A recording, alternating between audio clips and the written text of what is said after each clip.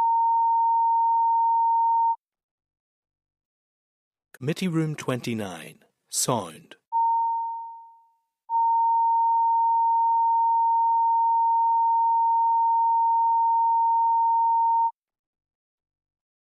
Committee Room 29, Sound.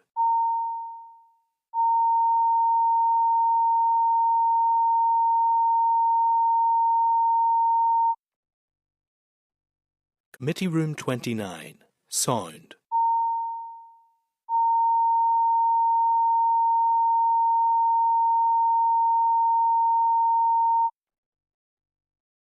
Committee Room 29, Sound.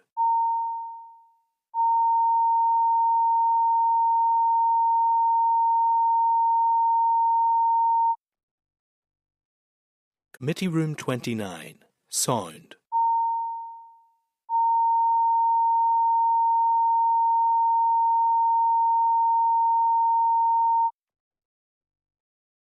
Committee Room 29, Sound.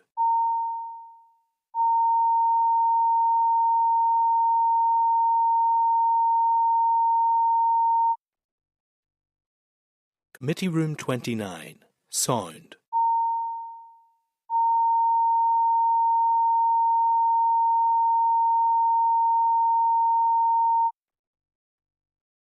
Committee Room 29, Sound.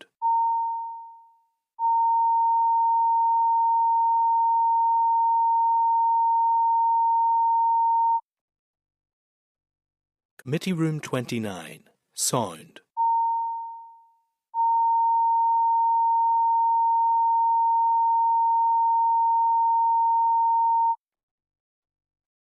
Committee Room 29, Sound.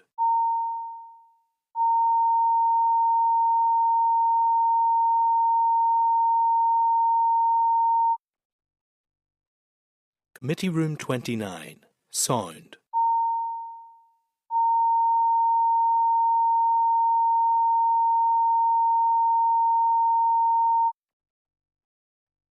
Committee Room 29, Sound.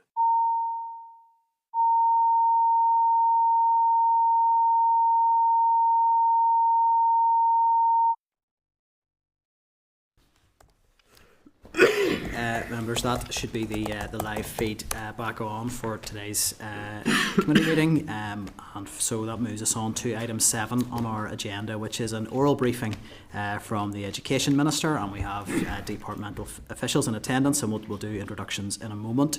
I would just initially draw members' attentions to the briefing note from the committee clerk, which is page 29 of your packs, and then we also have the Hansard of the previous meeting with the Ministerial Committee on the 5th of February, and that's at page 33 of your packs. So, first of all, thank you for your attendance today.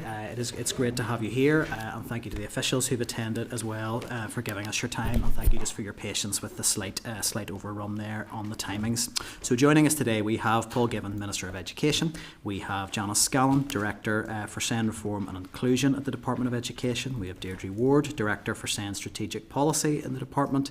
We have Debbie Mingout, Deputy Director for Investments and Infrastructure in the Department, and also Suzanne Kingan, Acting Deputy Secretary for Policy Delivery and Structure. Have I got that correct? If I got any job titles wrong, do just let me know.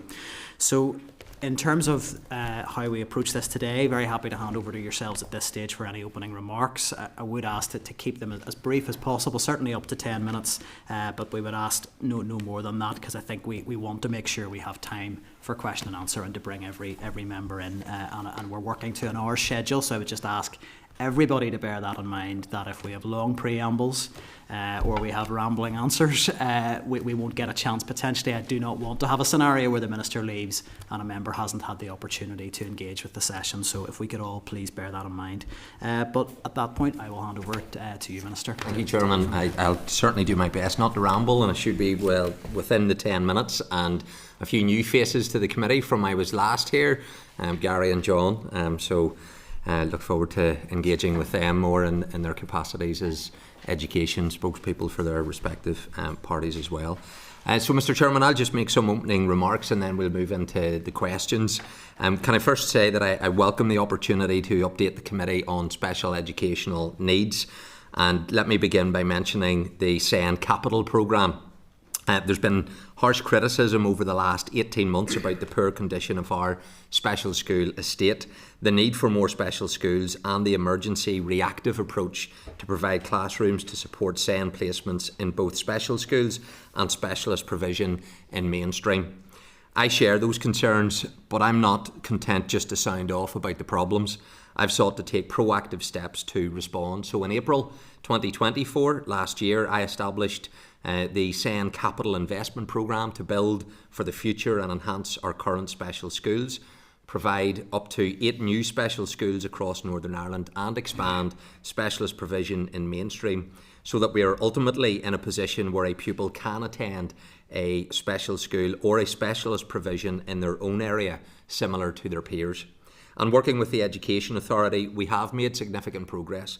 £119 million has been spent in the last 2 years to progress building works to provide 242 new specialist provisions in mainstream classes and 96 new classes in special schools, all of which also receive £20,000 for furniture and equipment to enhance the learning provision. 2 school enhancement projects in special schools are now on site in construction, with a third to commence in the coming months. And we've delivered a programme to improve access to the outdoors in special schools. Crucially, the business case for the first of the 3 Belfast special school campuses is now with my department and currently progressing through the approvals process. This is a huge achievement, but of course it's not enough. Last year I asked the Education Authority, I tasked them with developing detailed plans for action for each of our 40 special schools. These plans have now been published, and they will revolutionise the special school estate. It will provide fit-for-purpose accommodation, facilities and equipment to enable all our learners to reach their educational potential and develop vital skills to enhance their life beyond education. These plans will work alongside a programme to provide a further 500 specialist provisions in mainstream classes over the next 10 years. The plans are not aspirational, they are deliverable, but the level of investment required is significant and of a scale not previously encountered. When plans for special schools are combined with the programme to expand specialist provision in mainstream schools, the costs are in the region of £1.7 billion over the next decade. Let's be clear, I can't plan, build or deliver the facilities these children need on my own. It's simply not possible nor responsible to suspend all capital works across the school estate for a decade in order to redirect funding towards SEN infrastructure. That would jeopardise the integrity of the entire education system. The conventional education capital budget cannot carry the weight of modernising and expanding SEN provision over the next 10 years. £93 million is required for next year alone. That's almost a third of my department's total annual capital budget. To place investment in SEN infrastructure on a sustainable footing, it is vital for it to be recognised as a strategic cross-government priority and secure executive commitment to funding over the next 10 years. That's why on the 2nd of September, I submitted detailed proposals to the Executive for the establishment of a new executive-led and funded SEN capital investment programme, a strategic long-term commitment over the next 10 years, which would sit outside my department's conventional capital programme. On Tuesday the 16th of September, in my statement to the Assembly, I requested their support for an executive-led and funded SEN capital investment programme. And today again here, I'm asking for yours. Without the support of the Executive and the dedicated programme, I simply cannot progress to the next phase of the SEN capital investment strategy, and we will remain trapped in a cycle of emergency planning, reacting every year to the perpetual crises rather than strategically building for the future. If I can turn to special educational needs reform, I've been clear that this is one of my priorities and set out my ambition for reform in January this year, closely followed by the publication of the SEN reform agenda and its delivery plan. These have the capacity to bring real change, and good progress has been made on a number of the Year 1 actions, including the establishment of the Special Educational Needs Capital Investment Programme, the publication of the EA's Operational Plan 2 and Special Schools Plans of Action, an investment of over £1 million to date in the Preschool Inclusion Fund. The EA has launched its new local impact teams and is progressing with digitisation of the statutory assessment and review process. And as the committee is aware, the department secured an additional £27.5 million from the Public Sector Transformation Fund. This is on top of my department's budget and will fund a series of early actions identified in the delivery plan, focused on early intervention, the introduction of more effective support models for children with a statement of special educational needs, professional development of teachers and classroom assistants, and developing a more inclusive education system. One area where the evidence for change is already clear relates to how we support children with SEN in our classrooms. The research shows that one-to-one classroom assistance does not deliver the best outcomes for most children and can even be detrimental. Various studies have shown it can create a dependency that impedes a child's ability to navigate challenges and develop problem-solving skills. It can also isolate children from their peers and reduce opportunities to engage and interact with their teacher. There is strong rationale for moving away from a model based on almost universal one-to-one support to a whole-school, child-centred approach which provides flexibility and budget autonomy for schools to deploy resources in a way which best meets the needs of their children. However, even though the evidence shows that the current approach is ineffective, I appreciate that some parents will be anxious about changing it. We will need to demonstrate the benefits of alternatives and involve parents and children in the process of transition. What we cannot and must not do is retain a system which we know to be ineffective. I plan to bring committee a paper to the executive in the coming weeks. It'll set out my proposals for changing the classroom assistance model and seeking their agreement for what would be a significant reform. Members of the committee have previously asked for detailed costings for the suite of projects funded from the £27.5 million Transformation Fund. Following extensive design and cost projections, it is anticipated that high-level costs across the lifetime of the fund are as follows: transforming the support model, £4 million, early childhood intervention programme, which has 5 discrete actions within it, £10 million, speech and language communication toolkit, £1 million, transforming inclusive play environments, £500,000, early intervention enhanced nurture programme, just over £500,000, special schools as resource hubs, £5 million, teacher and classroom assistant professional learning programme to support inclusive education, £2.5 million, design and trial and inclusive capacity building programme, £1.3 million. The Public Sector Fund also provides cover for the programme management and staffing costs of £2.6 million. Now, I recognise there's much to do. The committee has rightly raised issues like the need for health professionals in education, better support for young people transitioning out of the education system, and the need to extend all support services to all preschool settings.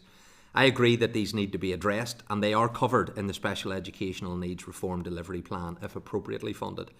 I've been clear that full implementation, though, of that plan requires additional investment of around £570 million, which is challenging, to say the least, in the current budget climate.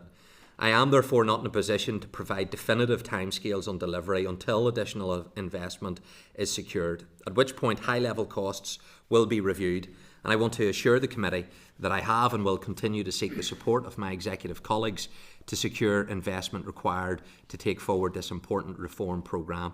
But in doing so, I'm also recognising the financial constraints that we as an executive collectively are facing. Finally, Chairman, if I can touch on SEN placements, and what I want to reinforce yet again is my commitment to ensuring that all children with statement of special educational needs have a school placement that is appropriate to meet their needs. This is and will continue to be a primary focus for my department and the EA. I recognise that it is unsatisfactory that not all children know what school they'll be going at the same time each year. However, I want to take the opportunity to recognise that over 6,000 additional special school places were created between 2020 to 2025. In this year alone, a total of 1,374 additional special school places have been created, involving 29 classes in special schools and 128 specialist provision classes in mainstream schools. And as of the 5th of September, there were no children with a statement of SEN without a school place. And despite the huge efforts of EA and schools, there are still a small number of children who are not able yet to attend school on a full-time basis until preparatory work is completed for their classrooms. As of the 17th of October, this amounted to 50 children. The willingness of our schools to step up and adapt existing classroom spaces is welcomed. However, for the needs of our children with statements of SEND to be met going forward, we must increase the proportion of schools which offer specialist provision above the 26% which we already do. If we're going to provide the right places in the local community where children live, we need all of our schools to work with the EA to ensure that this local provision is available. My goal is that all schools will eventually be in a position to offer specialist provision. The EA offers a comprehensive set-up package for specialist provisions in terms of quality of education in specialist provision. Part 1 of an evaluation carried out by ETI was published in 2024 with largely positive findings. I expect Part 2 of this evaluation to be published this term. It is expected that demand for additional places for children with statements of SEND will be approximately the same as in 2025 for this incoming academic new year. I'm confident that progress is being made towards the required provision for 2026. The EA has advised it's already planning underway for over 50 projects which would provide over 400 places. And I very much welcome the increasing collaboration between the EA and the National Association of Head Teachers and the other NITC members to facilitate engagement with school leaders. I understand that EA development officers are currently directly engaging with over 50 schools who advised this year that they would be willing or potentially willing to establish provision for 2026. Further, the EA has reviewed the full regional school list, and up to 300 schools across all localities have been identified to potentially receiving an invitation to what's going to be a large-scale engagement event planned for the beginning of next month. So in conclusion, I want to put on record my thanks to all those schools and stakeholders who have engaged positively to ensure that all children have the right support from the right people at the right time and in the right place. It's important to recognise that whilst the legal responsibility for securing placements for children, it does sit with the EA, there is a responsibility on all stakeholders to support this area of work to ensure that all children have access to an appropriate school place in their local area.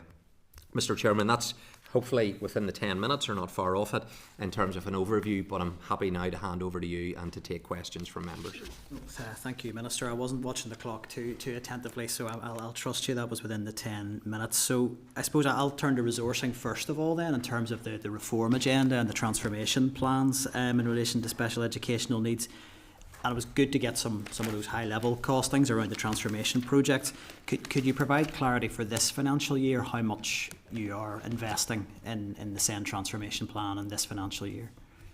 Yeah, let me just turn to that to try to give you the accurate figures. So obviously the funding, as the committee know, 27.5 million is over a 5-year period. Now that represents, as I indicated, just 5% of what I believe is necessary.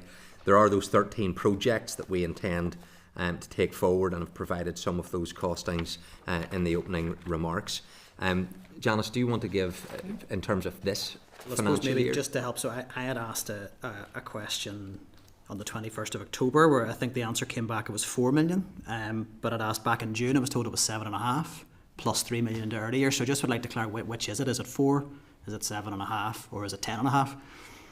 Yeah. Happy to take that. I can take that, Minister. Yes. Yeah. So initially, when we put in the transformation bid, we had to profile indicative costs, and it's only when we go through the business case process that we can take those costs really to the nth degree for each individual project. So on doing that, the reprofiling went from 7 million to 4 million, but we haven't lost 3 million. That's been reprofiled into future years.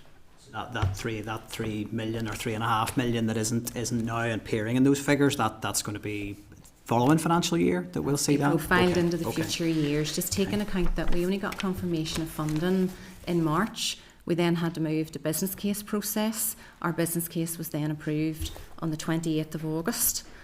So the reprofiling took place there. So given that we work in an academic year rather than a financial year, we can't stand things up in July or even June. It's too soon for schools, so we have to stand up in the new term. To what extent can we expect clarity on what that money will then be spent on this year? Because I've been really trying in written questions to get answers, to give maybe a flavour of the responses I've been getting. I've asked for specific detail on transformation projects, and I've been told it's not planned for publication. So again, if we're going to hold you to account on what you're delivering, it'd be good to know how the money's being spent. Can you give us some clarity? So in terms of those projects, can you give us any sense what level of investment's going in this year, and what will we see as the output of that?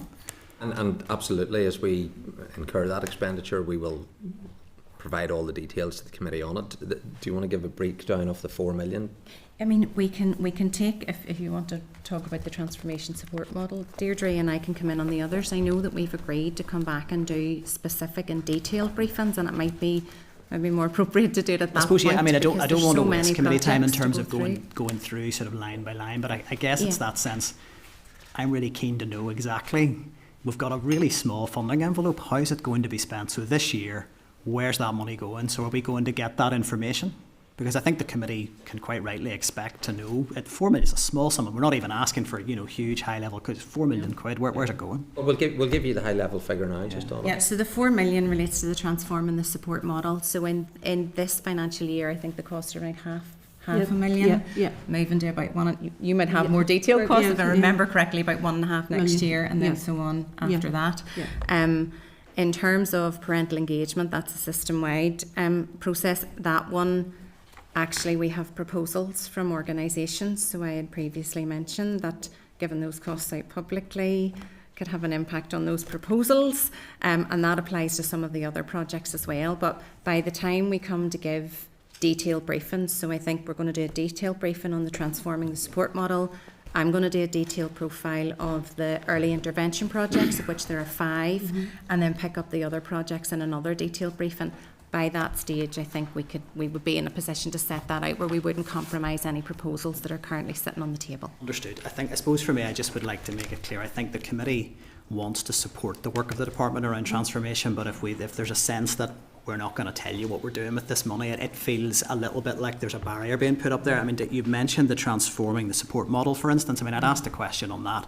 What's going to be the outcome of that project? What's it going to deliver? And the response came back, it will transform the support model for children with a statement.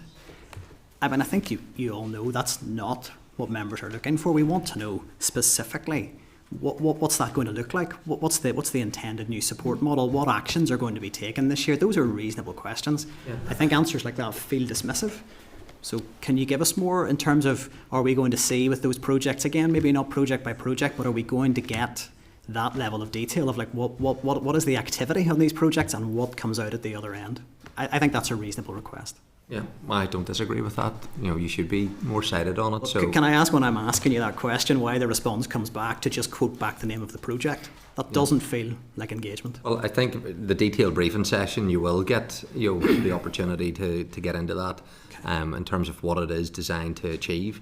But there's absolutely no issue around sharing all of that information. It wouldn't be in my interest to do that, because I think the more visibility that everybody has on the challenges that we face, the more we can bring people with us on what we need to try and change around the special education process. So and make sure that you get the proper information, Chairman. That's helpful, and look, we look forward to that coming through. I have other things on resourcing I want to ask, but I think other members will want to come in, so I'll move on to, you referred to the collaboration with health in your initial remarks. Could I ask how many times you've met with the Health Minister to map out how your departments work together on special educational needs transformation? Well, we can get the details on a formal sense, but Mike and I regularly have conversations about this. Most recently we were at Fort Hill Integrated College and we were speaking about the need for the collaboration and what we're doing. Obviously there's been written communication with him, and I outlined the importance and indeed the critical nature of the allied health professionals. Have you made any joint bids for finance to the Finance Minister together on areas of shared interest? Resources scarce, would it be better to work together? Well, not only do we need to work together, special schools, it's critical that the Department of Health is actually supporting us. You'll be familiar with some of that engagement that we've had with school principals. Have you made any joint bids together for finance for this? Because we know resources scarce. You've talked about the executive needs to back you, your executive colleague, the Health Minister, but what are you doing to go get that resource that you both need to make this work?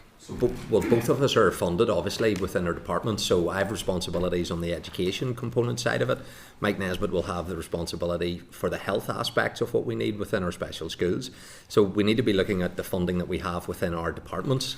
I think if I was to go to the executive, I think the Finance Minister would be saying, what are you funded within your own departments? Collaborate without coming back to the executive to get funding for joint proposals, and we do that. And we the have Children's Services Corporation Act would create facility for pooling of resources. So, but just to be, there's no joint funding proposals on the table between health and education. Is that well, how I understood that? Not in that formal sense, because we're aligning what we spend within each of our own departments. Now, the health ministers came back and indicated his financial position, as mine is incredibly challenging.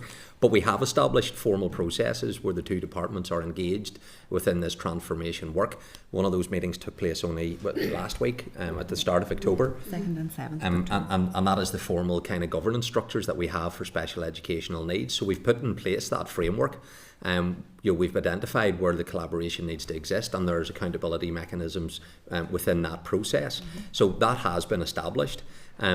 We need to make sure what limited funding we have and health has is working together on that one. So I wouldn't frame it necessarily the way you have, that we need to then take that to the finance minister, because I think the executive would rightly go back and say, you've got funding in your departments, how best are you using that? And if you want to jointly fund projects together, do that from within your own existing departments. Are you planning to jointly fund projects? Well, that is going to, part of the outworkings of what we're doing on SEN is aligning our spend and their spend to make sure that it can achieve what we want to do.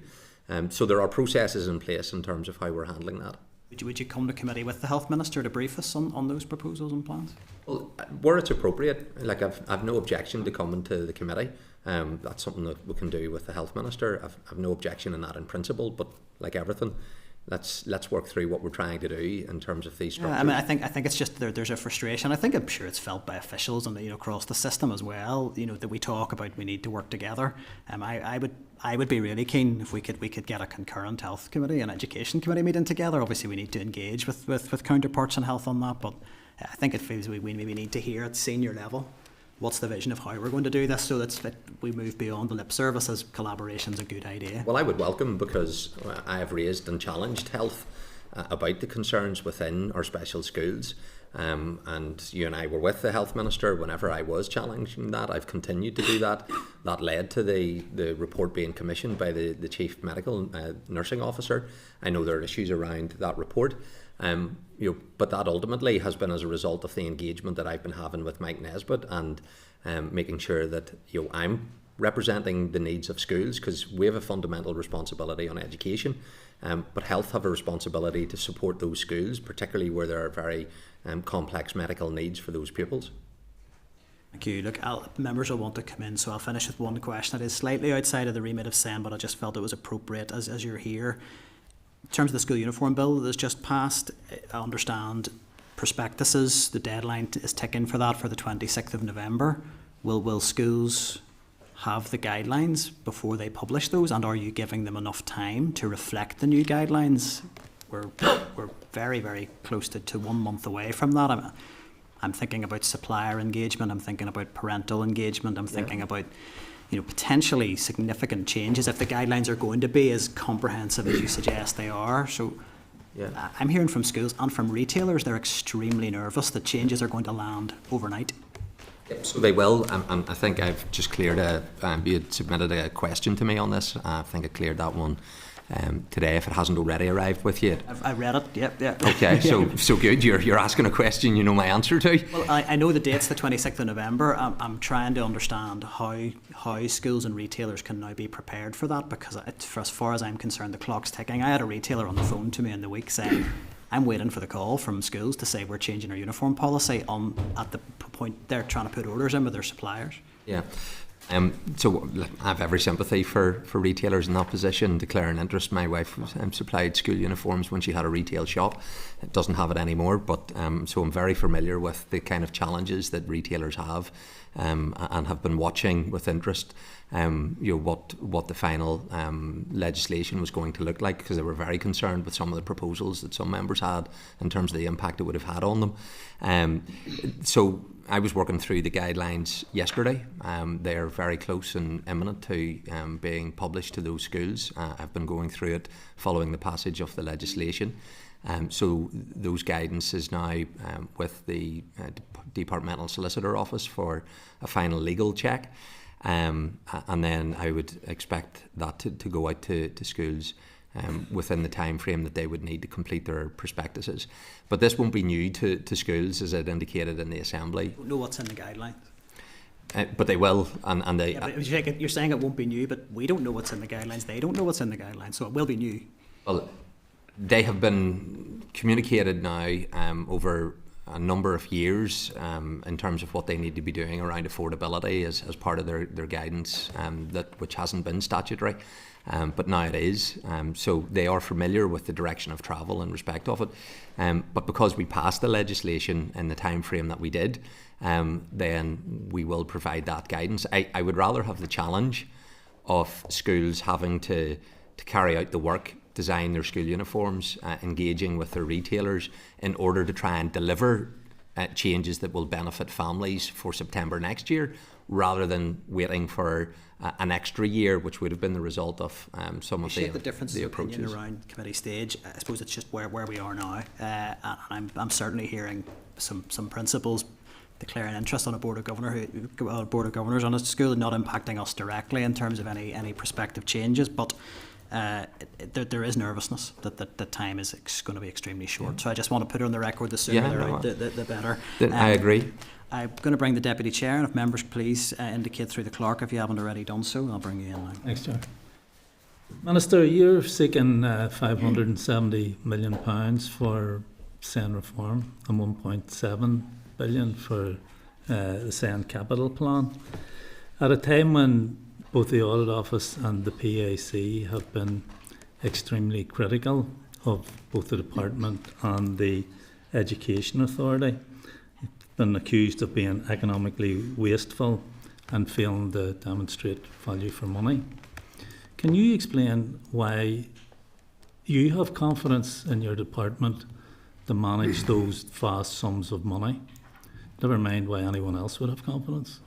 Well, I welcome the Audit Office report and then the subsequent PAC committee report, which was published, and I know we'll debate in the Assembly, I think, after the half-term recess takes place.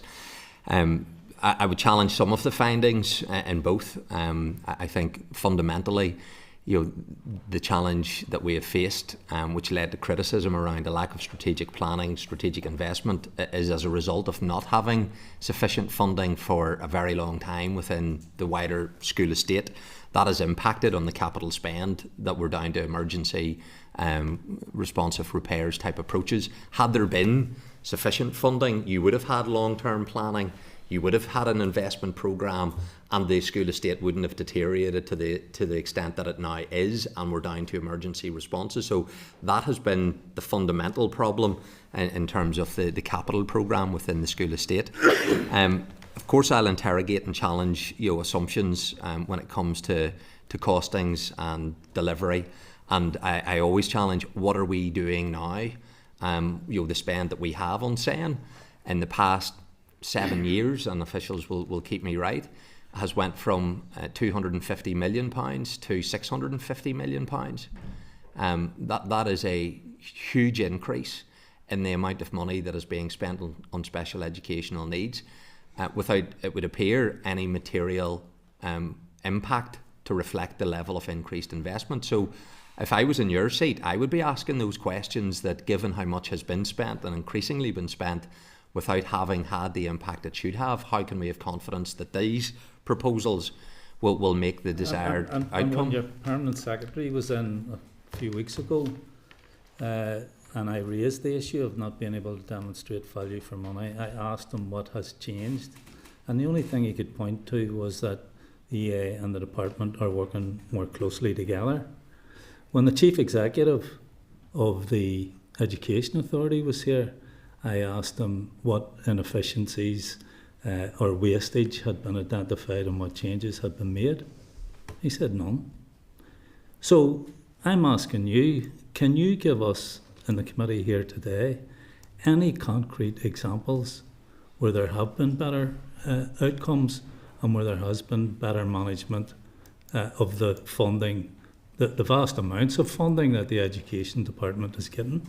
Well, I think within SEN, there are examples I think can be improved, where there has been greater flexibility afforded to some schools to utilise the resource that you would get through a statement to employ a teacher, and they can assist with a smaller group of pupils.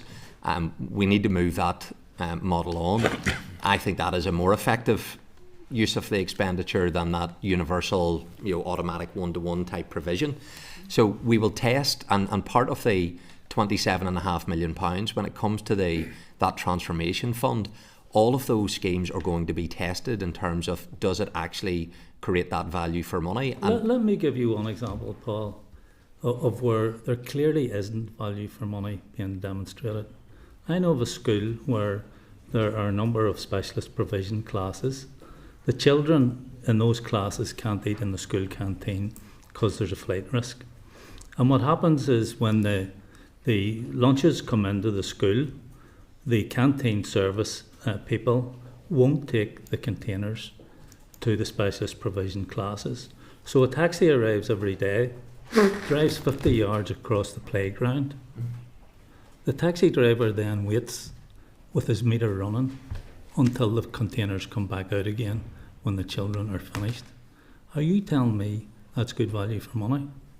No, like if that well, why hasn't somebody looked into that? Example is taking place, that is not a good use of money. I don't know the reasons why that would be, why you wouldn't be able to bring that over without having to use a taxi. So I don't know what the reasons for that would be, but that to me sounds like a waste of money, not a good use of money. Absolutely. And it's not by any means unique if you look at all the other areas around transport as well. But I'm just flagging that up because no one has been able to give us any concrete examples where there has been better management of the funding that's been given. I want to ask you one quick question. Going on to the issue that Chris raised, or Nick raised about the good old days. Yeah, about the school uniforms, and I've mentioned it on a few occasions to you that the committee was misled in terms of the information they were given about the guidelines. They were told at one time the guidelines were imminent, they would be with us by the end of next week. But we were assured they would be with us before the recess, and that didn't happen. And you told a different story in the chamber during the debates. Have you spoken to the officials and asked them why they gave that information to the committee? So I don't think anyone misled the committee in that respect. I certainly didn't mislead the committee because I had never indicated that I was going to provide guidance to the committee. I appreciate that in hearings officials had indicated that they felt that was something that they could do. They never sought my view on that.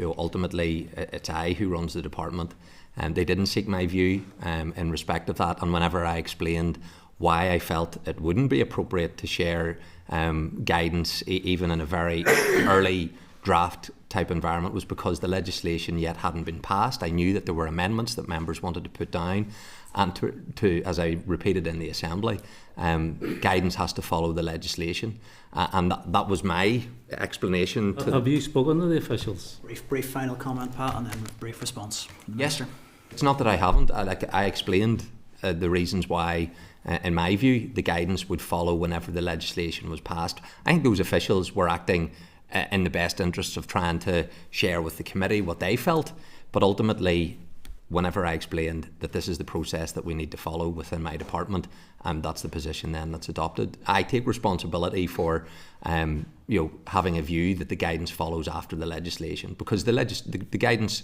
couldn't reflect something that hadn't yet been passed by the Assembly. Okay, thank you, Deputy Chair. Cathy, you indicated next. Thanks, Chair. Minister, I want to ask you, and this is a genuine question because this is something I feel really deeply about. Why won't you stand up for young girls and allow them to wear trousers to school? So I absolutely am standing up for young girls, and if they want to wear trousers for school, they actually now have more legal authority to make the case. Because more legal authority, but in certain cases they still won't be able to wear trousers to school. Ultimately, that will be a decision for the school. But until we had this legislation passed, we didn't have a position where schools now legally have to ensure that they listen to their pupils' voice, they engage with parents. Yeah, so we have strengthened. That, and I've heard you saying that, but some of us here have daughters. So if our daughters are going through, I have 3 daughters. And so you will know. I do. They were all at school wearing skirts. A very heavy period. They risk the embarrassment of having a leak. They could have their stomach bloated to twice its size. They could be miserable. The fact that they could wear trousers could make life much better for them. You had the power to make sure that they would be able to do that, but you chose not to do it. No, I didn't have the power in that respect, because that's not the legislation that I brought through the executive. Well, Minister, but with all due respect, there was lots of ideas and lots of amendments brought forward. Look, I don't want to dwell on this because I know I've limited time. I felt very deeply. I do feel very deeply. I encourage, as I said earlier, I absolutely encourage those girls in schools to challenge their schools, and as a result of this legislation, their voice has now got much greater weight to make the case. We're not going to agree on that. But I would say, speak to your schools. You're an MLA in your constituency. Engage with those schools, make the case, and they have the autonomy to take these decisions, which under law, they now actually need a much greater with to give all due recognition respect, to. you have literally just said that you run the department in the last contribution. Anyway, look, I wanted a couple of things I wanted to let you hear. 78% of Senkos in a recent survey said that they were not being supported by the EA. I had a comment just this morning from a Senko that said, "I've just hit my absolute darkness. Hardest role I have ever done. Workload is through the roof." We have an EA staff member who has said, even if it was fully resourced, this new model is not fit for purpose. We've heard from you directly there. We are in a situation where we have 50 children, and we're now almost in November, who are still not in school. Are you content, as the Minister for Education, that this is happening under your watch? No, absolutely not. And whenever I was, last week I was at St Teresa's, and we have new specialist provision just opened. And next year, phase 2 of that, it will have 10 classrooms. I think it actually will be the biggest primary school providing specialist provision in Northern Ireland. That's as a result of a school stepping forward to work with us, and then we put that support in. So I'm not content that there, as of today, 50 children, whilst there are contingency arrangements in place, and I wouldn't want members to think those children are not receiving an education. They are. They're being supported. There are measures in place to do that, but it's not what it should be. Now, again, I'm asking when. And the EA have said to me by the end of December they would expect this issue to be addressed, and I continue to keep up the pressure for them to deliver on that. So no, I'm not, but have we been responsive as a department and the Education Authority to this pressure? Yes, we have, and we have been able to provide support. That's why we need to pivot whilst doing the short-term work, engaging with principals. We need that long-term strategic plan, and we need that investment. That's why I have a paper before the executive. Now I welcome Mike Nesbitt as a minister, and that executive has agreed that it should be a flagship ring-fenced project. I want other parties to get to that same place, because that's where my party is. That will help us so that we're not dealing with this responsive kind of approach. Okay, and they are all strategies that are coming down the line. Here and now we're hearing that, and it has to be said, the EA are hanging their hat on this LIT model, and we're hearing back it's not working. It's just not working. Are you content with that? Well, it is being rolled out, so I think we need to give things time in order for them to bed in. But you'd mentioned around Senko's LIT. Deirdre, you have more detail in terms of the approach that we're taking on that. Do you want to share those? Yeah, so on Senko's, you'll be aware, we accept that there is a lot of paperwork involved, and some of the processes that are being put in place by the EA to digitise the statutory assessment process. You know, there's one form now for referral for involvement. And we've heard this, and I accept that that's what the system says, but we're hearing from Senko's, like we've heard comments that Senko's workload is now reduced. We sat here last week and heard that Senko's workload has doubled. So that's the reality of it. Why are you not listening to what the reality of this is? What are you going to do about it? We can't keep saying there's lines in the delivery plan. We can't keep saying that there's a new portal. What exactly is being done? Why can't we listen to the people who are on the ground and deal with it? Well, we very much are. Brief response to how we're going to address the issues with Senkos, and then we'll move on to the next that was so part of the end-to-end review. You heard that evidence about the amount of work that Senkos have. Indeed, for some, it's a full-time job. They're not actually able to teach because they're doing so much work in big schools as teachers responsible for Senko. As part of the movement in terms of this new model, Senkos are having to make the case for that one-to-one kind of provision.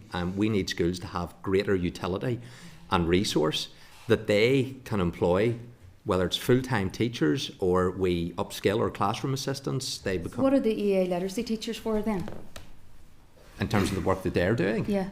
Well, their job is to provide one-to-one literacy support. It doesn't seem that they're doing that now. And if there needs to be, and this is part of the work, schools are best placed to identify where they need to have that resource. And if there needs to be movement of resource away from EA, then we do that and we empower the schools to do it. So, schools with greater flexibility around funding, they know from their children where the need is. And here's my concern. Some children will have a SEND statement, they will get a one-to-one provision, but there are other children with special educational needs who don't have a statement, and they're not getting the kind of support that I think if you had a whole school approach, with the school being able to have permanency in terms of staffing arrangements, they can be deployed more effectively than the current model. So I'm bringing a paper to the executive on what I regard as a very significant transformation that needs to take place. Minister, I accept that, but final comment and then we'll move on. Money matters, but leadership matters much, much more. And this is not a matter of fixing, this is not a matter of money, this is a matter of design. And the design at this minute in time does not seem to be effective. And I beg you to listen to the people who are on the ground, because we all want this to work. This is what we need to see going forward. So it's both. It's just going to draw this line of inquiry to a but close. I think other members may pick up. It's both. Final response. It's leadership and it is resource, but it's also the effective use of current resources, and that is a real challenge that I think we need to realign what we're doing.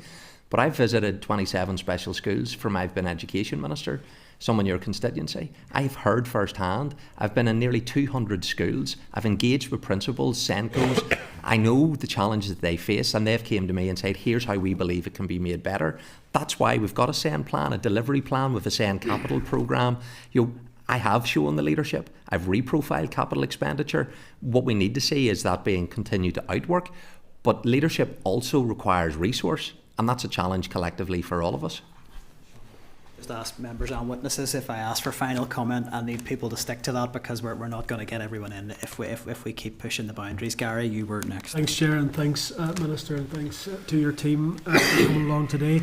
Minister, just prior to your session here, Chris Donnelly was in very informative and very useful discussion. One of the things that he highlighted, and one of the things that I know I'm aware of certainly in my constituency, is in relation to the feeling and the reality that many of those schools within disadvantaged communities are sort of pulling more of their weight when it comes to special educational needs provision than those maybe in other sectors and in other communities. And I think it's an issue which clearly needs to be resolved. I just want to get your thoughts in terms of how do we encourage more of those other sectors to step up to the plate and provide greater provision. These are children and young people. They are not a burden. They are valuable members of our society, and all schools should be doing their bit to carry that weight. So I think it is one where confidence needs to be created in other schools that whenever they're asked to help and we map out where there are stronger areas of need, they need to know that whenever EA come in and make this provision available, that they'll continue to have that support, because some principals will relay, I've agreed to help place a child, but whenever there are issues and there isn't the support coming, I'm the one as principal who is left to pick up the pieces and I haven't felt supported. So that is something that EA have been working on and engaging with schools, and there is a programme of engagement that has been taking place. I mentioned earlier, we've identified 50 schools that were already, in terms of projects, that were taken forward, that'll create just over 400 places next year. We have an engagement event coming up later this month where we've identified and we'll have hundreds of schools there. That will allow us to be able to explain, here's the support that you can receive. But what will be really important is that peer-to-peer support. So a principal being able to speak to a colleague to say, I have set up specialist provision, it has been positive for my school, I have been supported. And there have been principals who are very positive of this, and that can reassure them. I had a meeting in this room with a collective of North Down primary school principals only a number of weeks ago, and they shared with me some of the issues that, if they could be resolved, could be helpful. And one of them was that in creating specialist provision, they may have pupils in their own school that should be allocated to that specialist provision.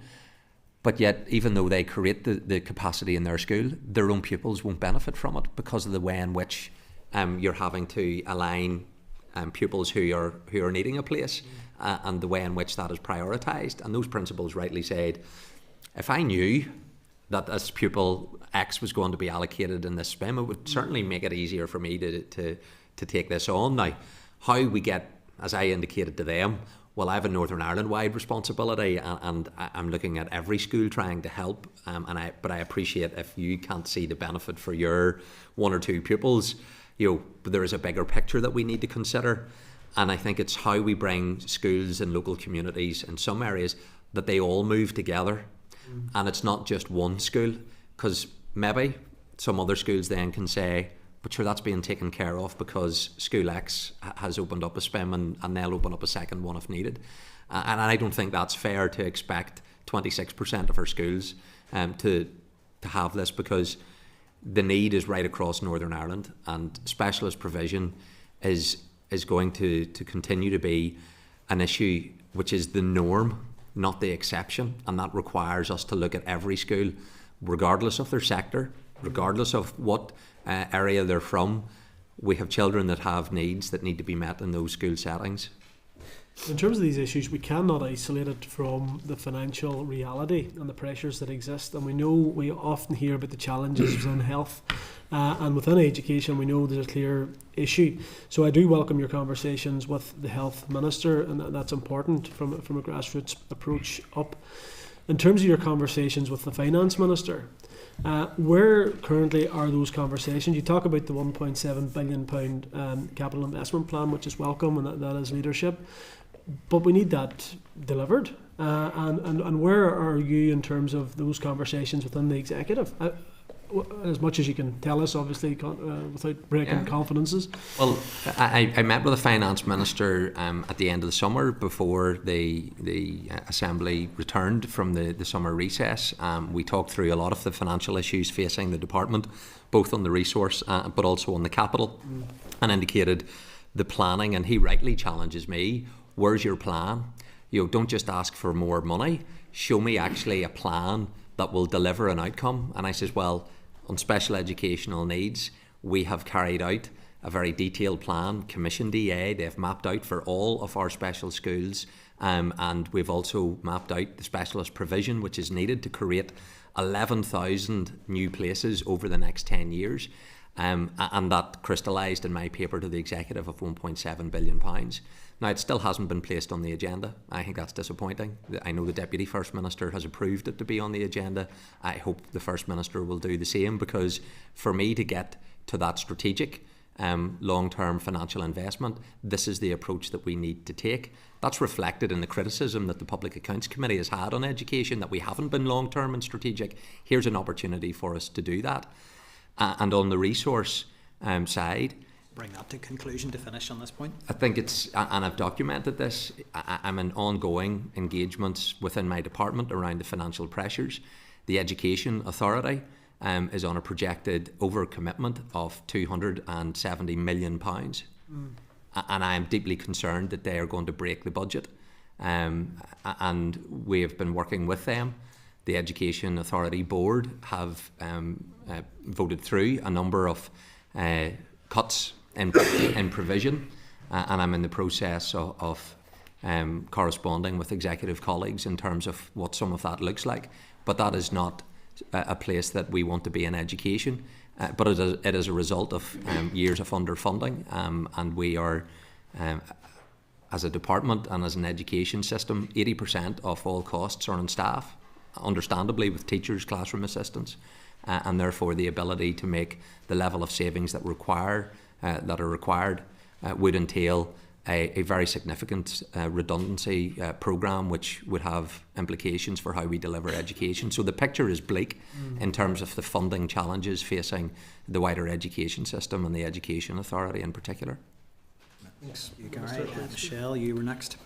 Thank you, Chair, and Thank you folks for being here today. Thank you, Minister. I want to pick up a bit on the LIT teams and the conversation we were having there about that. So I get the sense, obviously Cathy has touched on the Senkos, and we had to have some really stark evidence around the Senkos. We're getting comments like support is based on the quality of the paperwork and not the needs of the child. I think they should always be about the needs of the child. And it feels like a system that has been rushed to be put in place without the things that need to happen, such as resources or people. Now, from this inquiry and from my own work, I get the sense that these LIT teams can work, but the message that we're getting is they're not being properly resourced. So, Minister, can you commit to giving them the resource that they need? My understanding is the deficit here, or the underfunding, is around 3 million. That's just for the baseline funding. If this is something that can work, and we heard evidence there from the previous school leader who said we need to do less and we need to do it better, and he said we need more people dedicated to meet the needs of children. So this seems like an ideal opportunity to do both of those things in a focused way. And I agree with your analysis that if adequately resourced, it can work. And just to assure you, we and the Education Authority had to realign their structures in order to accommodate the Department of Health, because they still operate on a trust model basis, whereas we had moved to a single Education Authority approach, and we needed to realign in order to help facilitate the way in which the health trusts operate. So yes, I think it can work because the model is the right one in order to provide the correct support from the various different professionals who are involved. But I entirely agree that this comes with a need to make sure that the resource is available for that to work. And 3 million's a relatively small amount in the big scheme of things. Yeah. Is that money you could find to actually focus in on this and help it to succeed? Because it feels a wee bit now that it's been set up to fail, really, if you're not going to fund it adequately. Well, I think £3 million is small in a total spend of £3.1 billion, okay? So I've just outlined the financial challenges, though, that is faced within the EA, who are responsible for rolling out LIT. They have flagged up the financial... Fund the EA, so you have some control here. Yep, so we provided the funding to EA in terms of the opening budget line that they received.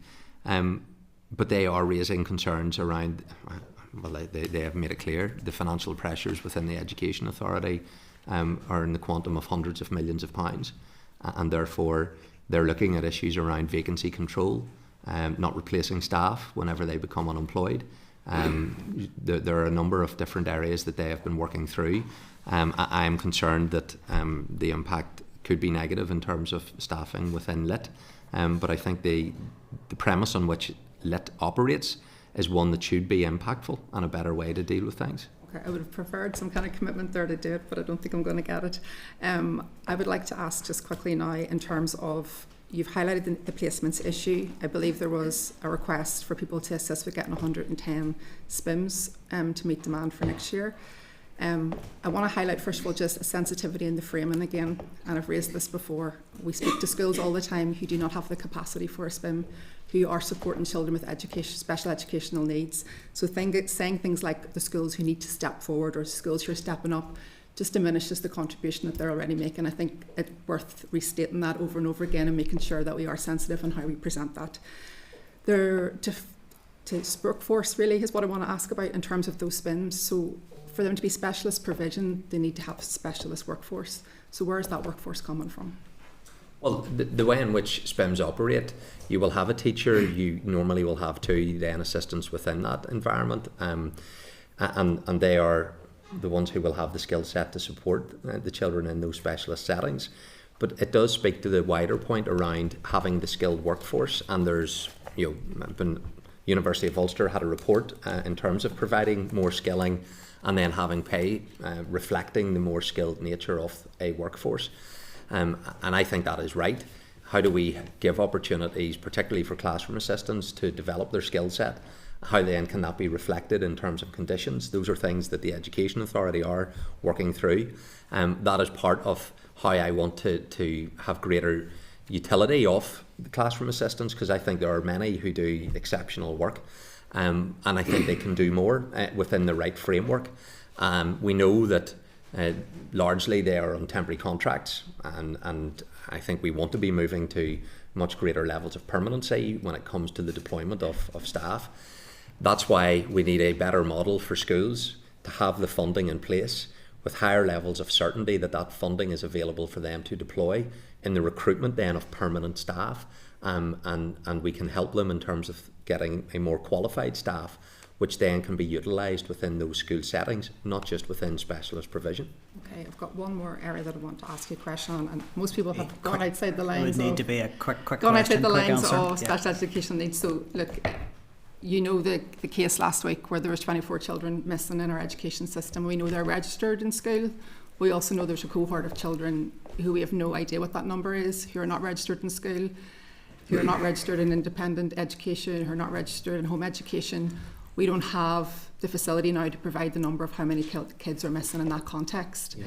So I'm really concerned about that. I know you're doing some work on that. We know there's a huge vulnerability there for those children.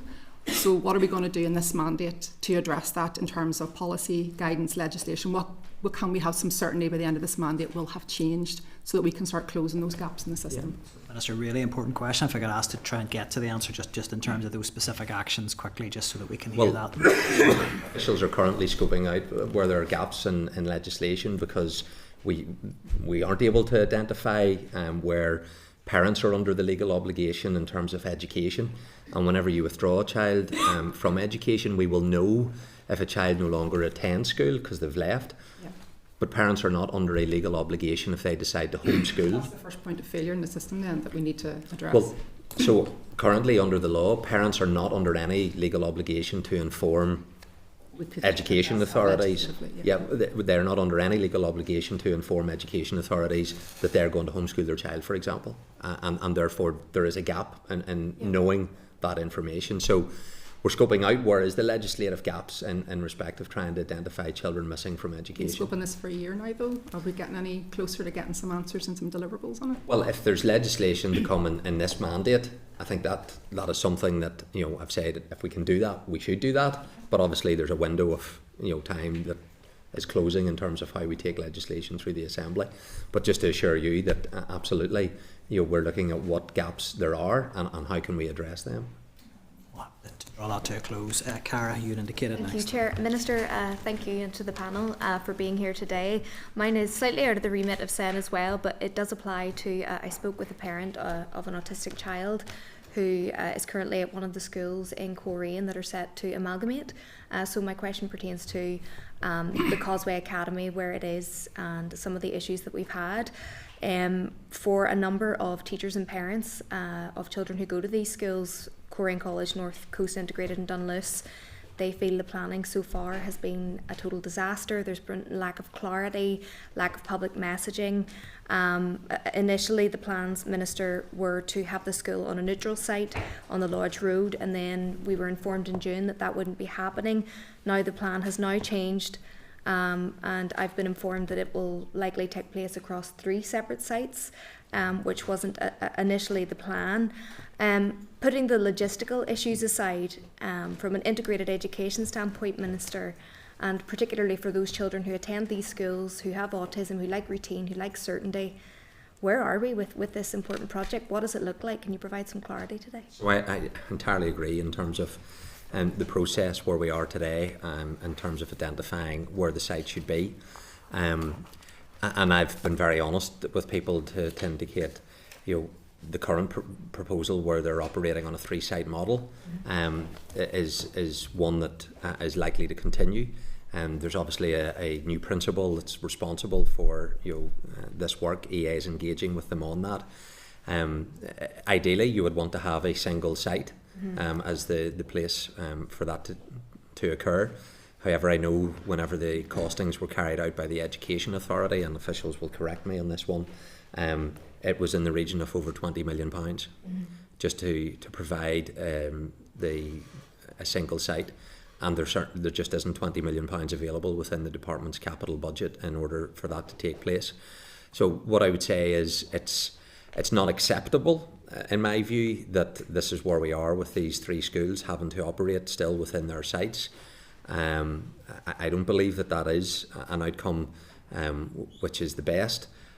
However, it's also a reality of the situation that we're having to deal with. Suzanne Kingan has been dealing with this aspect of things within the department as well. So Suzanne, do you want to just provide more detail? Yeah, I think just in terms of this project, and it is a wider issue about development proposals and having sufficient funding, of course, for any school operating on a split site is suboptimal, as the Minister indicated. But because of the wider pressures on the education capital budget, we unfortunately are not in a position where we have £20 million of unallocated capital available for individual projects. There's a wide range of projects.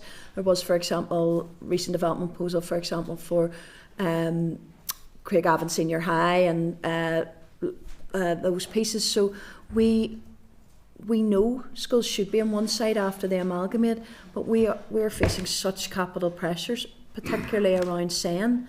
Our SEN expenditure has increased from the region of below £10 million per annum to close to £90 million per annum this year, and going up and up thereafter. We just don't have the money for individual projects.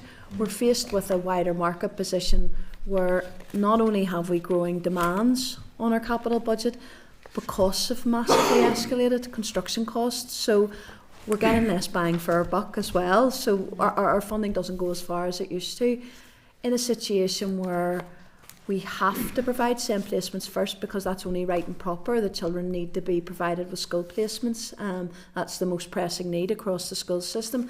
That has to be prioritised. And unfortunately, we have dozens of projects that are advanced stages of planning, both new builds, extension and refurbishments, work coming out of development proposals, work in the Irish medium sector, that we don't have sufficient funding to take forward. And unless we get the ring-fenced executive programme that the Minister referred to earlier, most regrettably that will continue to be the case in the long term. Mm-hmm.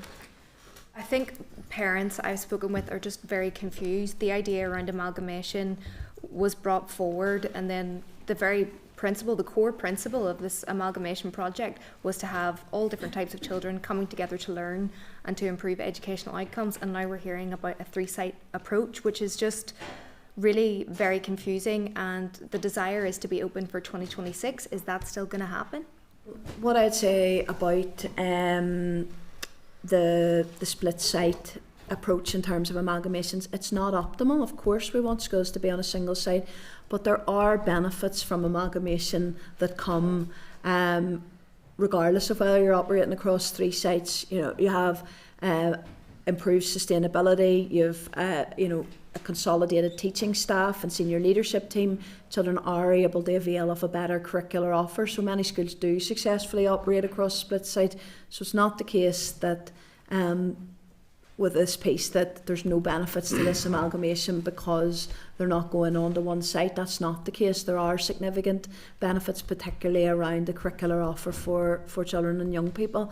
And even that idea of a larger staff where they're able to have subject teams and things like that in place across the schools. So there are significant benefits.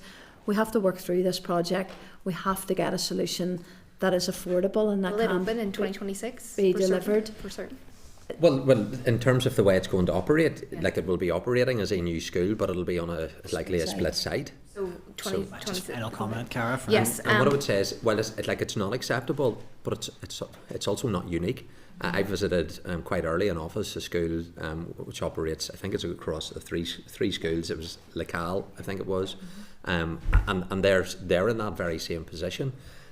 Correct me if I'm wrong, St Ronan's, the new build just opened that previously had a split site. Yeah. So in Lurgan, they've just opened a new school, and if a committee is looking at a new school to go and visit, I would commend St Ronan's in terms of what is an exceptional new build. But again, it operated as a result of previous amalgamation for quite a number of years on a split site. So I accept up in Causeway, it's not acceptable, it is suboptimal, but it's also unfortunately not unique.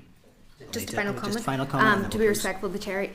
Minister, thank you for your answers. I just want to note while I'm here, Coleraine has an extremely high level of child poverty. We have nearly 50% of our young people on free school meals, and our educational outcomes in that area could desperately need to be improved, and we need your department on side to do that. And I would just say any opportunity that you have to engage with teachers, principals and parents in that region about Causeway Academy is desperately needed.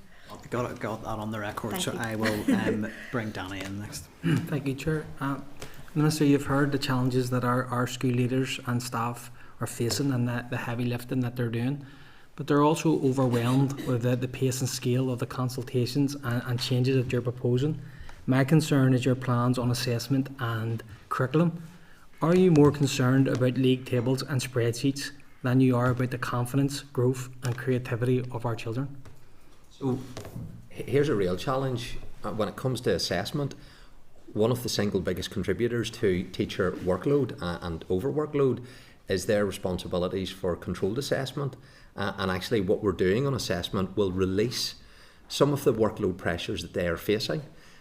Curriculum, because of the way in which the curriculum operates in Northern Ireland, it is requiring teachers to do much more than what they will need to do once we conclude the process on curriculum. So if we want to address teacher workload, either we allow the current system to operate or we transform it in a way that actually will improve the experiences that teachers have and importantly pupils.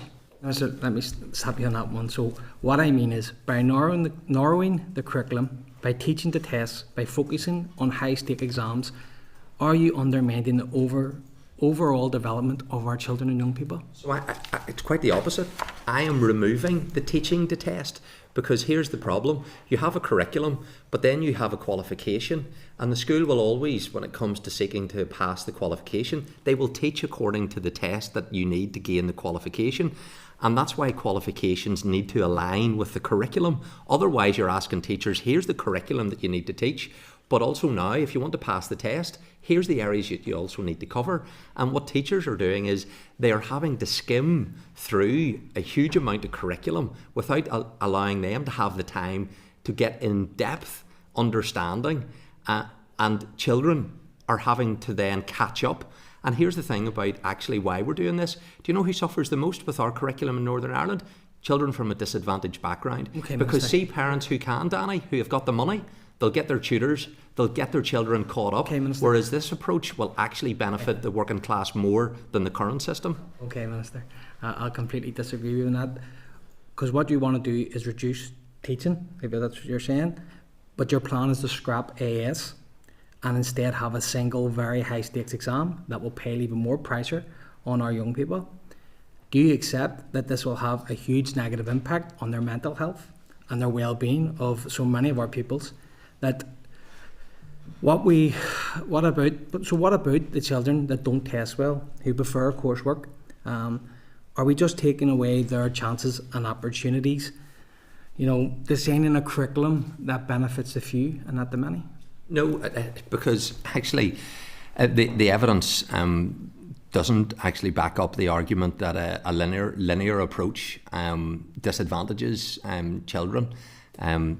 So that again, we can have a view on this, but what I would challenge you is come forward with why you disagree with me on the evidence, because mine is informed from the education sector, from right across every sector and every community in Northern Ireland. That's what's informing it. From school leaders and pupils. I don't know where you're getting that from. Well, the ASs, so we can debate the ASs and I'm watching as the responses are coming in, and I think there is a very valid debate that's being had on it. But if we're talking about pupil welfare and anxiety, children who are carrying out the more modular approach and not linear get tested in year 11 rather than year 12. So there's more examinations, more pressure put on them whenever they're only in 4th year at school. Then they'll sit more exams in 5th year, ASs, they'll sit in 6th, lower 6th, and then some of them will resit, indeed quite a number of them then, resit the same tests to do it all again in upper 6th. So for 4 years, we are demanding our pupils to go through revision, mock examination periods, tests, and do you know what else that eats up? They get a second chance when they're resitting. But it takes them out of the classroom because they're no longer being listening to teachers. Testing, but you ignore the fact that academic selection warps our whole education system, and we're testing children and calling them failures at the age of 11. And you champion that. You aren't challenging that.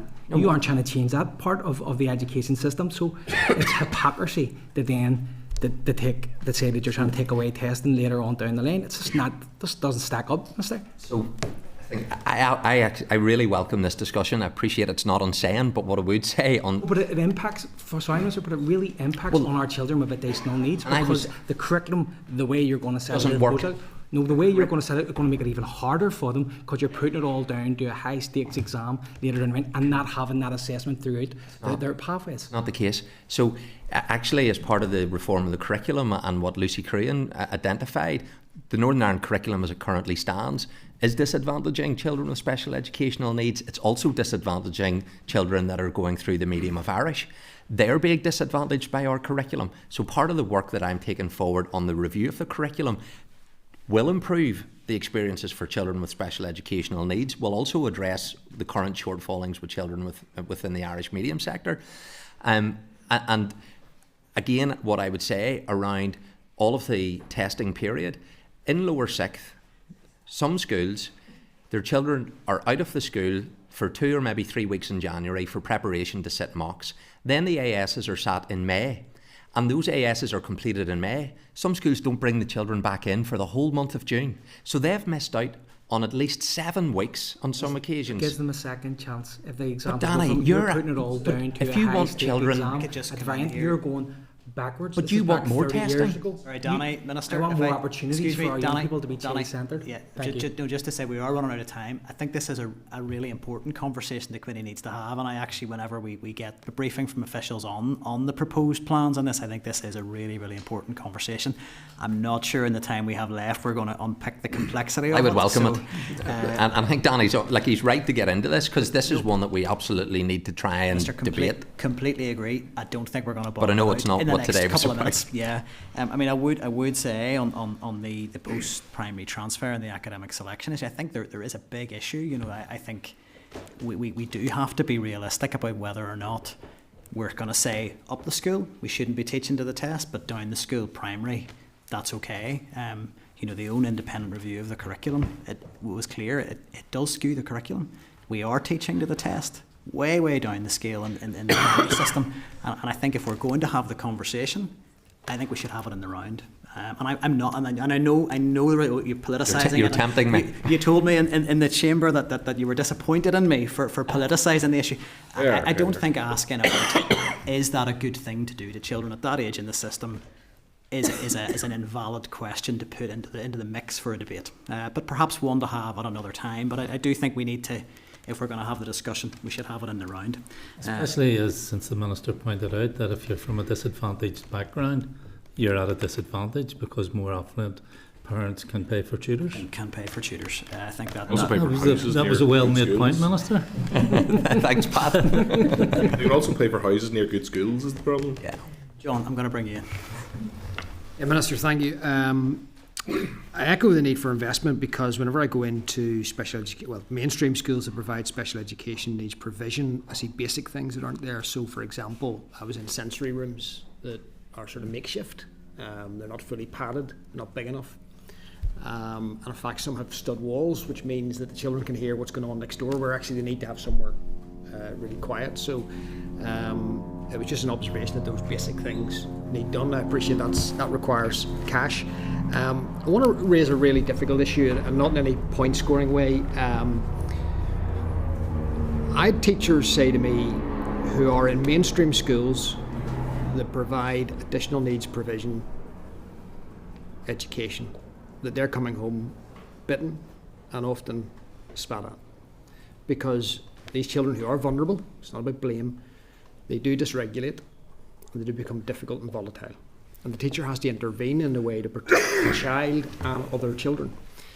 And they've told me that they do not have training, that the team teach has not been rolled out, so they're not trained in de-escalation, not trained in safe restraint, and they also don't have bite guards and visors. So I'd be keen to establish if that can be rolled out ASAP so we can support our teachers. To thank you, John, for that. I echo what you've said around sensory rooms. I know it's something that not all schools have, but increasingly schools are introducing them. Indeed, just before I came to the committee, I was at Park School, a moderate learning difficulty special school in that respect, to officially opening their new sensory room. And even in the short time that it's been operational, the impact that that's having has been a positive one in terms of helping children who are dysregulated. And I was speaking to one of the pupils in the sensory room, and I asked her, why is this important to you? And she says, well, whenever I get upset, this calms me down. And I think it is a very valuable part of a school estate, and one that I would like to see developed. And indeed, the choir, when they sang, and I thought it was very apt, and I said to the choir when I'm speaking to them, they were singing Bob Marley's No Worries.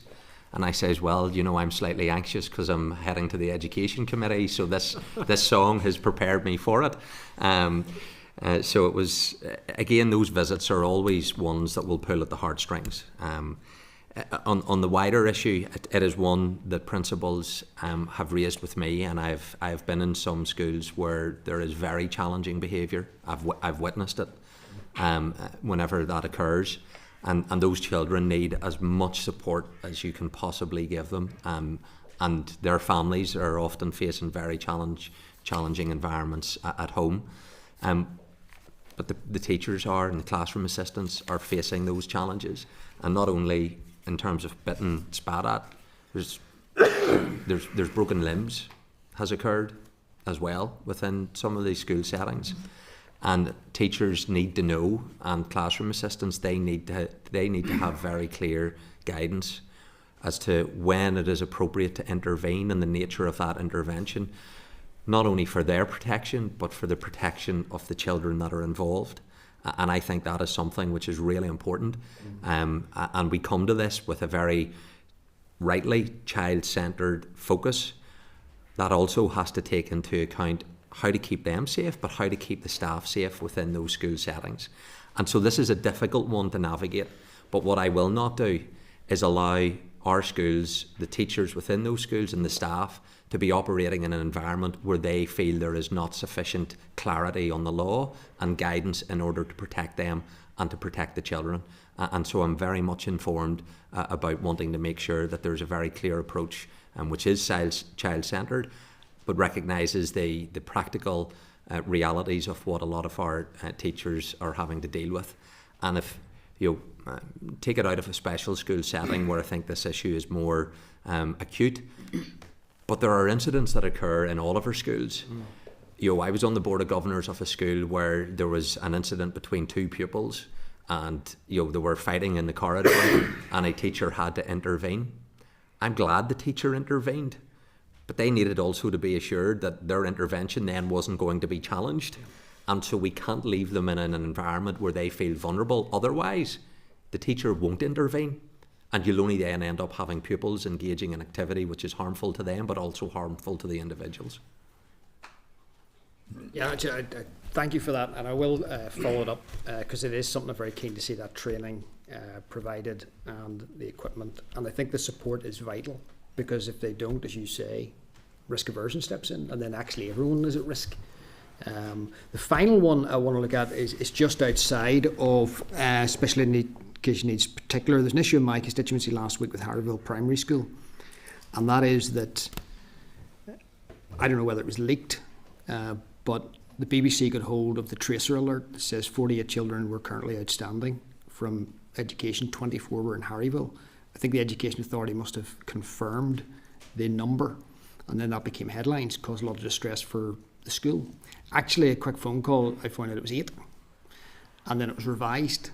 Is there any lessons can be learnt between the EA and the school to say, principally the EA, before they confirm that information to the BBC, however they got it, to check with the principal, because 8 and 24 is a big difference, and it did cause quite a significant amount of distress to the school. Asked to address that as briefly as you can. Your party colleagues patiently waiting to come in, so if you could address that just as a brief response. Is David the last? Okay, well I'll stay on for a bit longer now. He's not known for his brevity. So let me look into that particular information, because I think it is important that we have the accurate information in respect whenever that is put into the public domain. So I'm not sure just exactly on the stats around the number of pupils that are missing, and as a result of then what had happened in Ballymena. And so I would only be speculating as to maybe what the reasons are, and I think that wouldn't be the right thing for me to do. So if I can take this one away, please, and I will come back to you in writing in terms of the way in which that information was communicated, and if there was inaccuracies around that, why that was the case, and what steps have been taken to put that right between Harryville Primary and the education authorities. But I think if I can leave it at that, but I'll come back to you on it. Just three of the children were actually in the school at the time when I visited, and they're on the list, which the BBC ran with, and other politicians commented on, but it wasn't accurate. Thank you. Thank you, John and David. Thanks, Chair. Chair, I'll be surprised. I'm not going to have a preamble today because I have three questions I hope to get in. Thank you, Minister, for your presentation, and your officials for the preparation. Again, Chris Donnelly's presentation earlier on I thought was very useful. One of the things he spoke of, and probably in line with some of the department's own thinking, your own thinking around this, was the need to address into the future the sustainability of the prevalence of one-to-one, and to look at a model that serves our children as well or even better, but with looking at really whether that's the best and sustainable model to do it. Could you speak to that and what you've been looking at in terms of what models there are out there, and could you also reassure those who fear that this may be about a cull of classroom assistants, that this is more child focused? So on the last point, David, it's absolutely not what some have accused that to be. There is a very clear role for the importance of classroom assistants within our education system. I actually want to find ways to empower our classroom assistants so that they can be utilised, I believe, more effectively and deployed within a school setting more effectively. And I also believe that a new model would allow much greater levels of permanency when it comes to their employment, because by the very nature of the current process, with that direct one-to-one provision, it's often tied to the pupil, and that creates the temporary nature. Whereas if there was a way to give schools greater level of assurances around their resources, they can employ people on a permanent basis. That may be additional teachers, but it will inevitably also be classroom assistants, and how do we give them the skill set and improve the qualifications that they have. And that's just not, in terms of the approach that we want to take. And I referenced earlier the evidence around this. We had our own departmental end-to-end review, and that heard from parents, but it also heard from schools, and that has fed into the approach that we believe is necessary to recalibrate. But the Public Accounts Committee, there was a report on the impact review on special educational needs going back as far as 2017, which questioned the effectiveness of the current model in terms of its operation, and that has fed into it. The Northern Ireland Children's Commissioner back in 2020 also produced a report which referenced the way in which they believed the system wasn't working. There was an Ipsos independent review saying, and there have been, rather than go through them, Chairman, there are a multiplicity of reports that demonstrate that there has to be a fundamental change in the approach. But classroom assistants have a key role to play as part of that transformation that we need to take place. It's how best we can support them, improve their skill set, but we need to empower schools, and that's what principals have said to me, that they could utilise the resource much more effectively, trusting their judgment, as opposed to the current system where one-to-one provision is provided, and you can have high levels in some cases of extra people in a room not being deployed in the most effective way, and a school, I think, can use that resource more effectively and also deploy that skill across more pupils who aren't currently being statemented, because I think it's important that we don't allow children to fall through the cracks of those who get a statement and those who don't. And therefore there's a better way to make sure we can provide greater support to all of the children that present with these additional needs. But I understand that for some parents, that they'll be anxious. What does that mean? what would be the impact, and they may feel that if this changes, am I losing something? And so it's important that we make sure that people fully understand how this will actually achieve more effectiveness for children in terms of the approach that I believe we need to take. Agreed, and thank you for your answer. I'll move quickly then to another issue that he raised, which was around schools that are willing to set up SPIMs and carry some of the load we talked about earlier. The challenge of recruiting teachers who have the training or that they'll have a day's training, he said, at the Antrim Training Centre, and suddenly they're specialist teachers. We'd obviously all hope for more of that, and it's something you hear from some special schools as well about trying to recruit classroom assistants and so on. Do we think we're going to see down the line a move to have any sort of mandatory experience in special schools or in special education as part of the core teacher training? And that is something that our initial teaching educational colleges are providing. It's also part of the transformation of our education programme, that we need to have much better induction programmes set up, including when it comes to special schools. So that is something that is already underway in terms of making sure that when it comes to our young people being trained in our colleges, that they are getting access around special educational needs. But Janis, you have a bit more information on that. Yeah, one of the just a brief maybe final comment from Yes, Janis. I'll be very brief because we'll come back and brief you fully on that project. Yes, please, One of the projects under the Public Sector Transformation Fund is utilising some of our special schools to act as a hub and spoke model out to their local mainstream schools, whether or not they have specialist provisions, but utilising our special schools and the expertise in there to reach out to mainstream schools for peer-to-peer learning on the ground. Thank you. Is that time up? Or is it is, unfortunately, David. That is us at that time. And look, I thank members and witnesses for working with us on the timings. I wanted to just raise something very briefly, which is around transitions, which we haven't covered, and I'm not planning to ask a question on it. I suppose it's more for the officials when we come to hear in more detail from the department. If we could hear around some of the planned work around delivering that process better, because I'm conscious that we've focused a lot on system-wide issues, but we maybe not got to that sort of near the end of a child's educational journey in terms of what the transitions planning looks like, particularly in that 14 to 19 space, and if that's something that could be covered around the wider transformation agenda, if that's something that could be facilitated. And just to assure you, Chairman, that the Economy Minister brought forward a paper that the Executive approved very recently, in terms of the kind of transitions and post-19, and my department, there's a number of recommendations within that, and to assure you and the committee that we are fully engaged in that process. Well, I think we'd be keen to hear a bit more on that, but I think I'll draw a close at that stage, and thank you, Minister, for your time, and thank the officials for their preparation and their time today as well. Thank you. Thank you, Chairman. Thank you, Committee. Thank you. Members, so just while Minister and officials are making their way out, we'll just check in really on the two evidence sessions that we've had, if there are any actions arising, or if we're content to note all of that. We've got a Hansard record for the inquiry evidence. I mean, I would propose we note it at this stage. There were a couple of things where individual members there were to be undertakings to follow up directly, which we can pick up on. We agreed to move on that basis. Great. Okay, item 8 then on the agenda is the end of session report. So I draw members' attention to the draft end of session report, which is at page 66.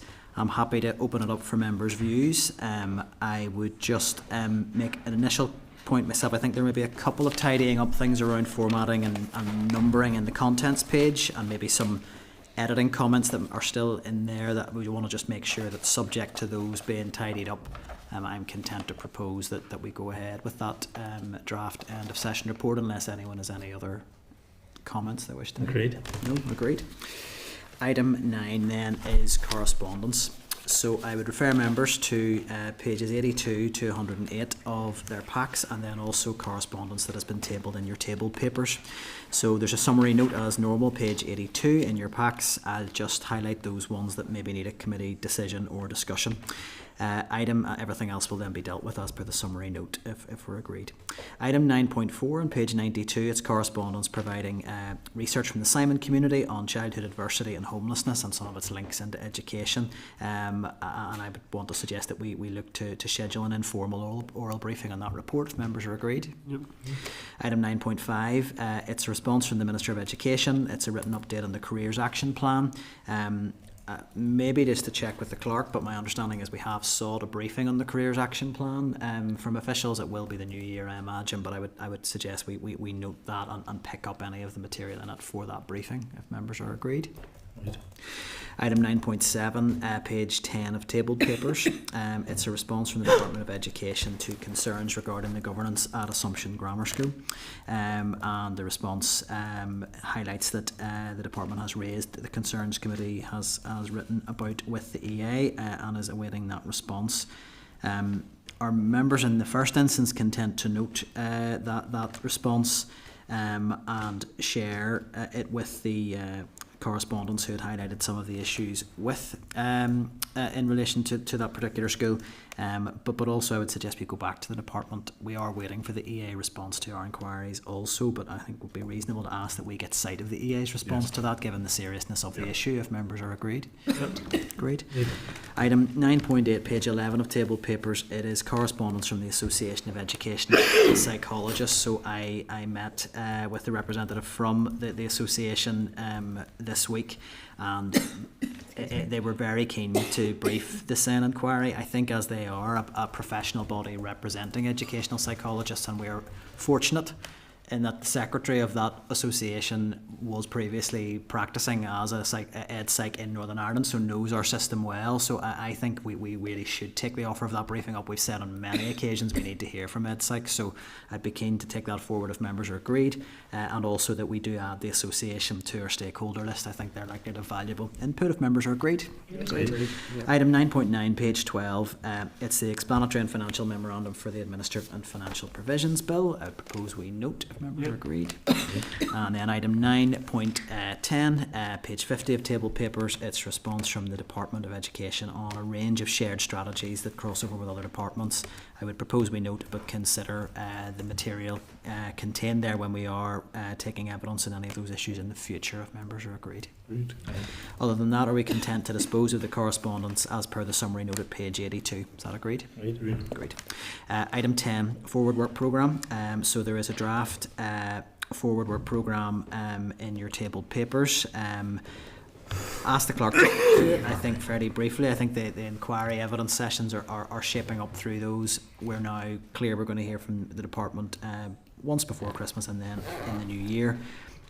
I'm hoping Clark and I are working together to any of those 3 briefing sessions that are in there. We are working to reschedule those and move those around just to provide assurance on that. I think today indicates 2 is our max, or we simply do not get through the evidence. So I think Michelle's looking to kind of just let the clerk speak to it and then I'll bring Michelle. Yeah, I was just going to say about the 12th of November we'll have to do some kind of rejig because the officials are proposing to do an hour on budget generally, October monitoring, and then another hour on stream. So I think there may not be capacity, I think, to move the curriculum briefing, as those are external witnesses. We may need to move possibly, I think, the Struhl briefing to another session. I don't think there's any point trying to rush through those 2 issues on the finance briefing and Struhl. So if members are content with that. Okay, Michelle, did you want to come in? Yeah, just in terms of stakeholders for the inquiry, I met yesterday with representatives from the Irish medium sector, and there's quite a specific need there, and I think it would be great to hear from them as part of it. You can choose the appropriate way to do that, but I think it's definitely an aspect that we need to hear in part of the inquiry. Had a second one, just in light of the evidence today. I think, John, it goes back to the incident in Ballymena last week, that there's a broader issue connected to what happened there. The 24 kids illustrates a problem in our system, but there's a much bigger problem in our system, and like the Minister indicated, perhaps there would be the need to try and progress some legislation on that. Just to emphasise how important this is from it's minutes from a departmental meeting where they highlight that not having these systems in place, that there are children at risk of being sexually exploited. We don't have systems in place to manage that. And I think that it's something as a committee we should take an interest in and we should seek to bottom out. because my interest in this came from what happened with Karen Duran. We don't have anything in place here that prevents us from ending up in a similar situation where a child just goes missing and we can't trace them. And what happened last week again, there's 24 kids registered in schools, made it easier to do the tracing, but there are a cohort of kids there, and we don't know that number, who are just lost. And I think we should understand what that looks like. I just check, are you suggesting in terms of bringing someone in for evidence? Briefing would be In terms great. of your view on that, would that be Department or EA you would be suggesting? Department. Yeah. So again, our members agree that, and Sir John, do you want to come in? Yeah, and I think the tracer, because there is a big risk that children are being sexually exploited. And we had that in Rotherham and other parts of England. And one of the big issues for me in that document is its inaccuracy is a concern. Concern not just for the school in terms of their reputation that was damaged, embarrassed, but actually that the EA's information was incorrect.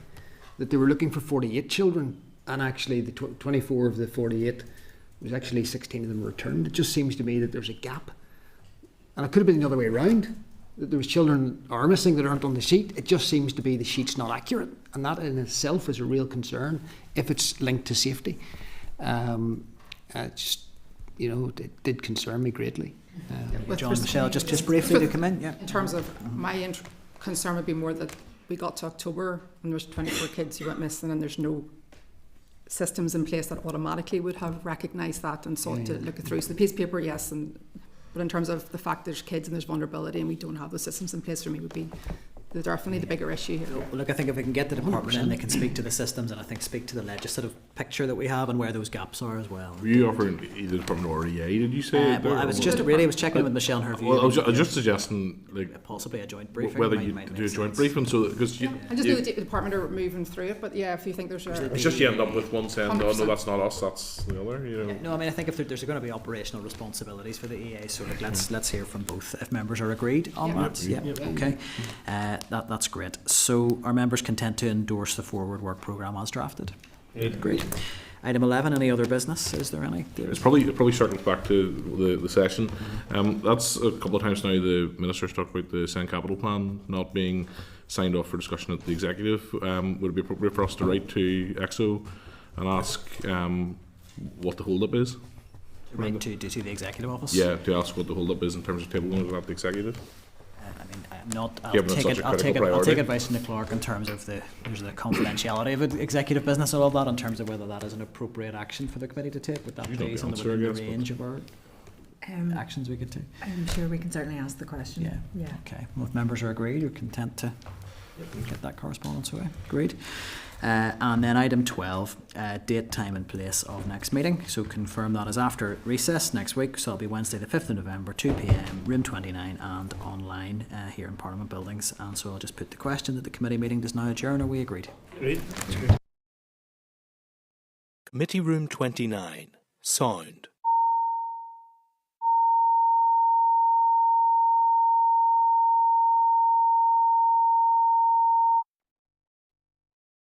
Committee room 29, sound.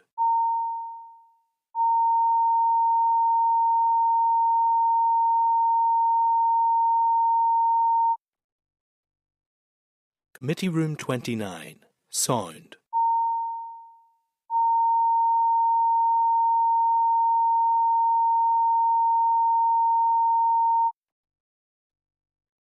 Committee room 29, sound.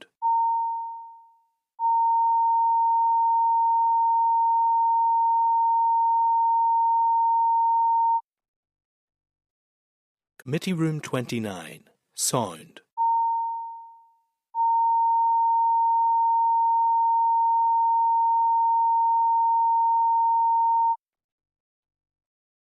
Committee room 29, sound.